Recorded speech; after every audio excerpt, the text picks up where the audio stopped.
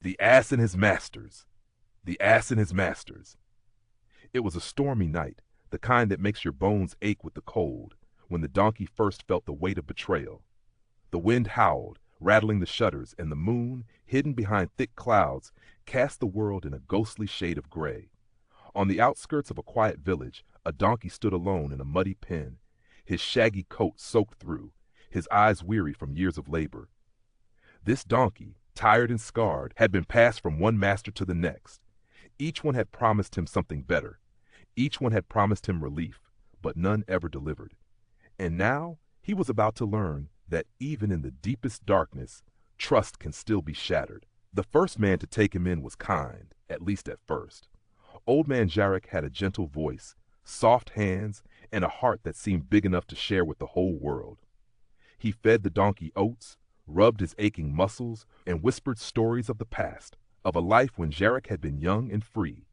For a while, the donkey believed he had found his forever home.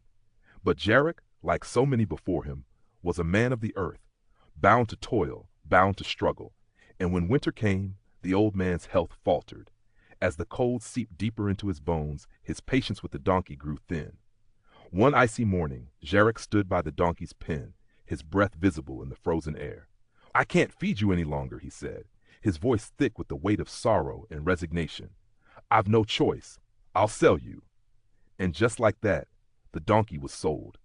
His heart heavy with confusion, he was loaded onto a cart and taken to a new master, one with promises of better things. The second master was a man of stone. His name was Talos, and he spoke little. He was a merchant, hard, calculating, always moving, always working. He treated the donkey like an object, a tool to be used until it broke.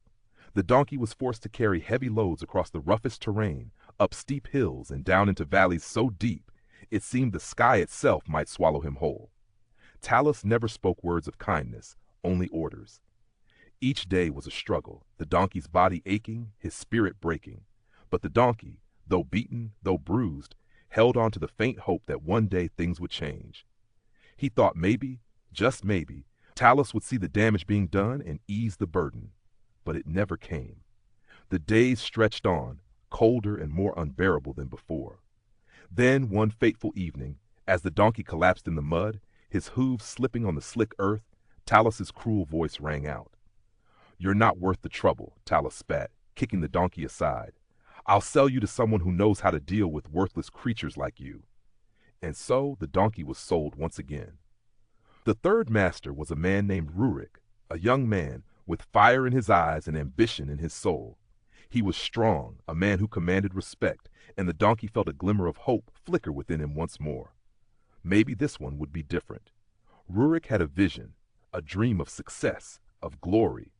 He promised the donkey that if he worked hard, he would be part of something greater. For a while, the donkey worked tirelessly, carrying Rurik's burdens with renewed strength, driven by the hope that this time he would be more than just an animal of labor. He wanted to believe in Rurik's dream, to be part of something bigger. But as the weeks wore on, Rurik's ambition grew more demanding, more impatient. He pushed the donkey harder than before, driving him through grueling days with no rest, no reprieve. Then one evening, after the donkey had carried a particularly heavy load up the mountain, Rurik stood at the top, looking out over the valley. "You're too slow," he muttered, barely looking at the donkey. "I need something faster, something stronger. You're not enough anymore." With those cold words, Rurik turned and walked away, leaving the donkey to collapse in the dirt, his body trembling from exhaustion.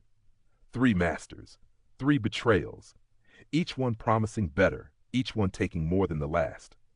The donkey, broken in body and spirit, lay there in the shadows, feeling the weight of a lifetime of false hope pressing down on him. But then, something inside the donkey stirred. A flicker of resilience, a spark of defiance. He looked up, the night sky wide and endless above him. No more masters, no more promises. He had been used, abused, betrayed, but he was still alive. And for the first time the donkey understood. He didn't need a master. He didn't need to be anyone's burden anymore. In the quiet that followed, as the wind howled through the trees and the distant howl of wolves echoed across the land, the donkey stood up. His legs were shaky, but they held him. He took one step and then another. He had no destination, no plans, But he was free, free from the chains of false hope, free from the weight of betrayal. And that, for the donkey, was enough. If you enjoyed this story, don't forget to like, share, and subscribe to help our channel grow. Thank you for listening.